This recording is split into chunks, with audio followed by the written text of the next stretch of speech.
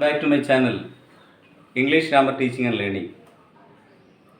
In the last class, we studied and finished the short story, A Very Old Man with Enormous Wings. Let us continue the questions related to the story. Then, next question, F.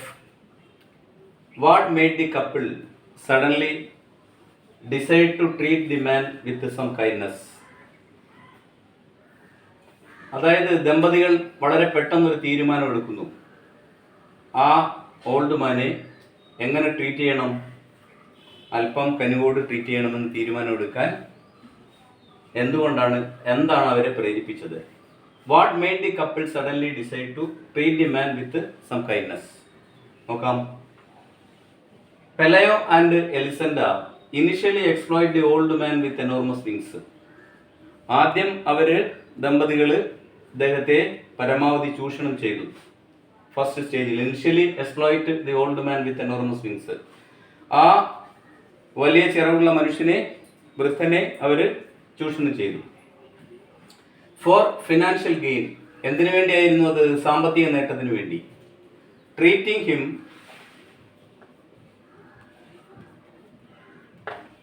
as a curiosity rather than with kindness.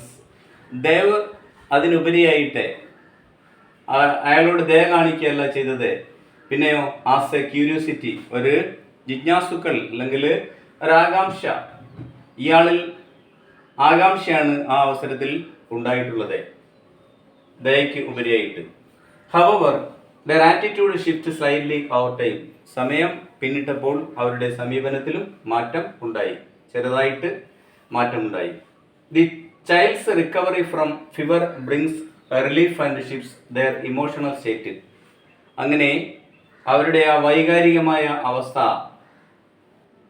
മാറാനുള്ള മറ്റൊരു കാരണം, ആ കുട്ടിയുടെ അസുഖത്തിന് പനി അല്പം കുറഞ്ഞു, അവൻ ആഹാരം കഴിക്കാനുള്ള ആഗ്രഹം പ്രകടിപ്പിച്ചു.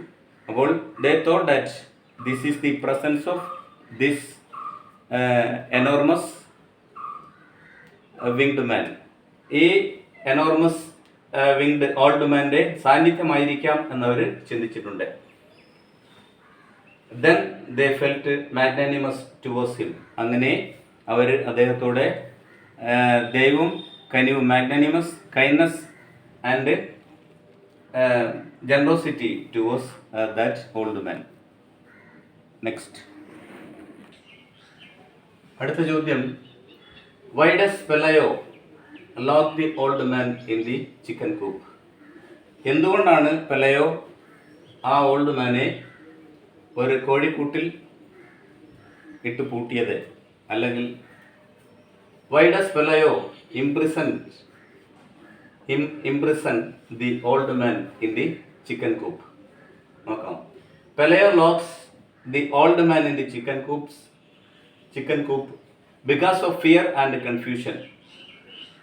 അദ്ദേഹത്തിന് പേടിയും അതുപോലെ തന്നെ കൺഫ്യൂഷൻ, വ്യക്തതയില്ല, ഇയാൾ ആരാണെന്നുള്ളത്. They are unsure of what to make of this strange other worldly figure. ഇത് നമ്മുടെ ഈ ലോകത്തിലുള്ള ഒരു ജന്തുവായിട്ടല്ല, ജീവിയായിട്ടല്ല അവർക്ക് ഫീൽ ചെയ്തത്, മറ്റേതോ ലോകത്തിൽ നിന്ന് എത്തിയിട്ടുള്ള ഇയാൾ എന്താണ് ചെയ്യാൻ പോകുന്നത് എന്നുള്ള ഒരു കാര്യം അവർക്ക് എൻഷുർ ചെയ്യാൻ പറ്റുന്നില്ല. They are confused. അവർ ദമ്പതികൾ യഥാർത്ഥത്തിൽ കുഴങ്ങുകയായിരുന്നു, അല്ലെങ്കിൽ ഈ ഫിഗർ ഈ ലോകത്തിലുള്ളതല്ല, പിന്നെന്താണ്, ഇതെന്താണ് ചെയ്യാൻ പോകുന്നത്? Who appears in the courtyard with large tarted wings. Tarted means deteriorated or damaged wings. അങ്ങനെ നമ്മുടെ ടെക്സ്റ്റിൽ പറയുന്ന half plucked and dirty.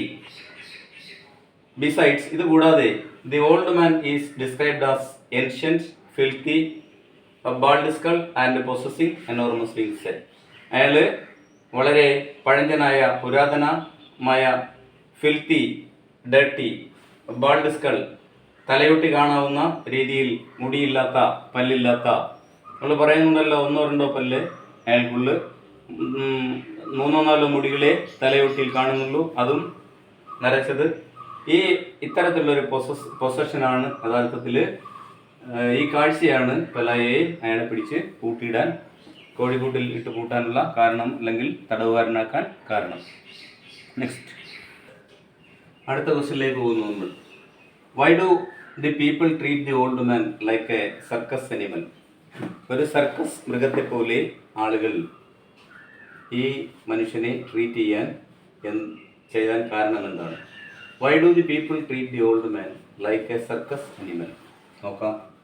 The people treat the old man like a circus animal because the villagers fail to see his humanity.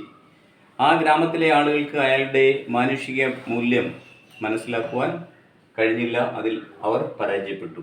അപ്പോൾ മനുഷ്യൻ്റെ മൂല്യത്തിന്, അല്ലെങ്കിൽ ഒരു മനുഷ്യനായിട്ട് മാനുഷികത്വം, മനുഷ്യനുള്ള ഗുണമാണല്ലോ മനുഷ്യത്വം, ആ മനുഷ്യത്വം നശിച്ച ഗ്രാമീണർ, അതാണ്. The villagers fail to see his humanity. The people exploit the old man. പരമാവധി ആളുകൾ അയാളെ ചൂഷണം ചെയ്തു. Especially these couple. Charging admission fee to see him and they focus more on the possibility of his other worldly origins. അവർ പ്രധാനമായിട്ടും പണം ഉണ്ടാക്കാനാണ് ശ്രമം നടത്തിയത്. ആര്? ഈ couple, Pelayo and Elisenda. Charging admission fee to see him and they focus more on the possibility of his other worldly origins.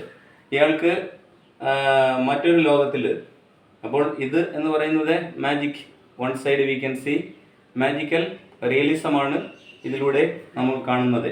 Magical realism, one side we can see magic and another side we can see realism, myth and reality,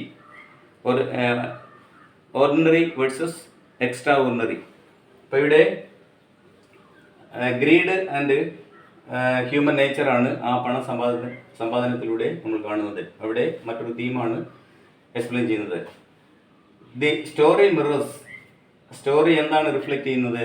mirrors society's tendency to dehumanise and exploit marginalised individuals like the very old man with enormous wings.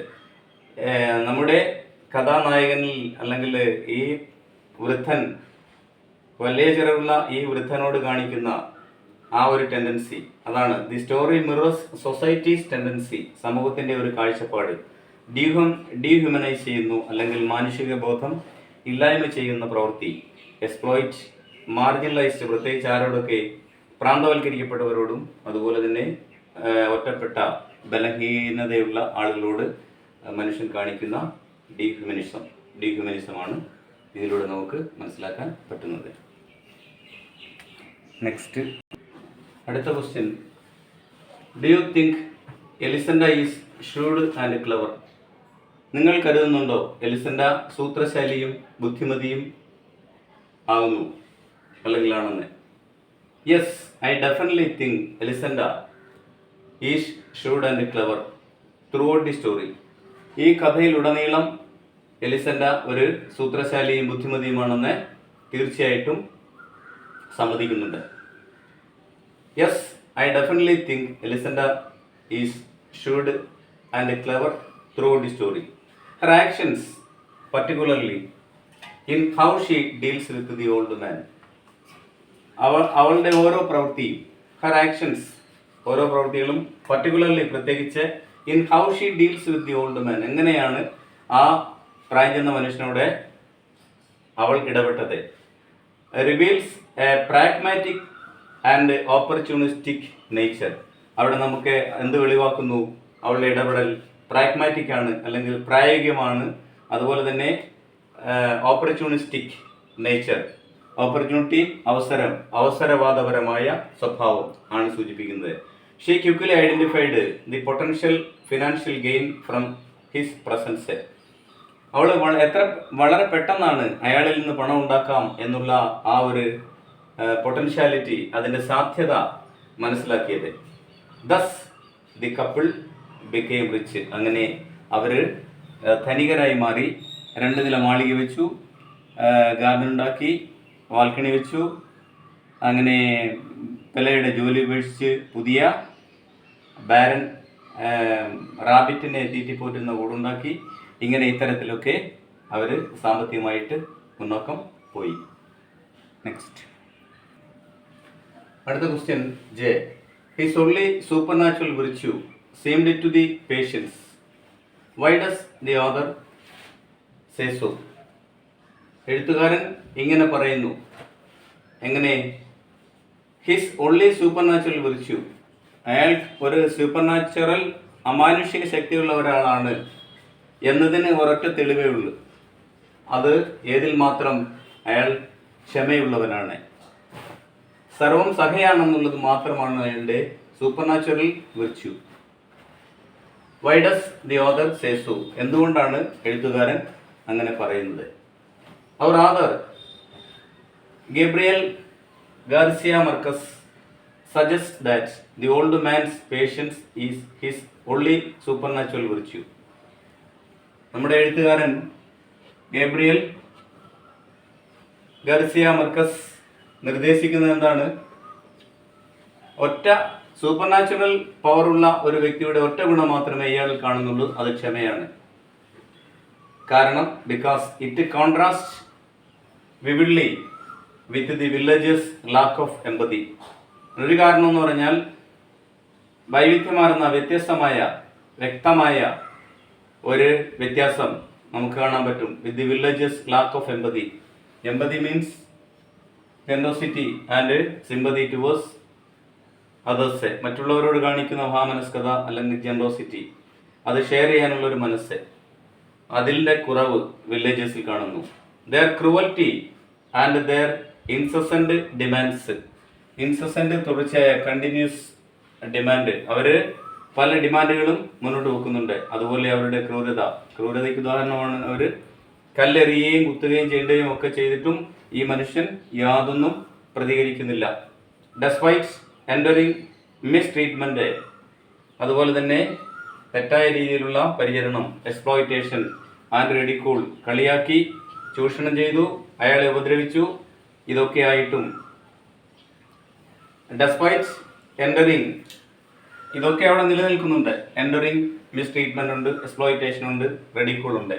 He silently accept his plight without aggression. ഒരു അഗ്രഷനും ഇല്ലാതെ അല്ലെങ്കിൽ എതിർപ്പില്ലാതെ അയാൾ ആ ദുരവസ്ഥയെ face ചെയ്തു. Without aggression. Aggression means ആക്രമണ സ്വഭാവമില്ലാതെ സൈലൻ്റ് ആയിട്ട് അയാൾ അതിനെല്ലാം തരണം ചെയ്തു. ഈ silently accept his plight without aggression. So his only supernatural virtue seemed to the patience. Why does the author say so? അവർ author Gabriel Garcia Marcus suggests that the old man's patience is his only supernatural virtue because it contrasts vividly, clearly with the villagers' lack of empathy, their cruelty and their incessant demands. ഇതൊക്കെ ആയിട്ടും അയാൾ despite enduring mistreatment, exploitation and ridicule, he silently accepted his plight without aggression. Or protest. Without protest, ചെറുത്ത് നിൽപ്പില്ല, aggression ആക്രമണ സ്വഭാവമില്ലാതെ എല്ലാം സൈലൻ്റായിട്ട് കേട്ടുകൊണ്ട് നിൽക്കുക മാത്രമായിരുന്നു. സൈലൻ്റായി ഇതിനെല്ലാം സഹിച്ച് സർവം സഹയായി കഴിയുകയായിരുന്നു. ആര്? നമ്മളുടെ എനോർമസ് വിങ്ഡ് ഓൾഡ് മാൻ. അതാണ് നമ്മളിവിടെ കാണുന്നത്. ഇപ്പോൾ ഹ്യൂമൻ നേച്ചറാണ് ഇവിടെ നമ്മളിവിടെ എക്സ്പ്ലെയിൻ ചെയ്തിരിക്കുന്നത്. So, I hope that you understood all these questions. Remaining questions we will discuss in the next class. Okay. So, please subscribe, share and support me. Thank you so much.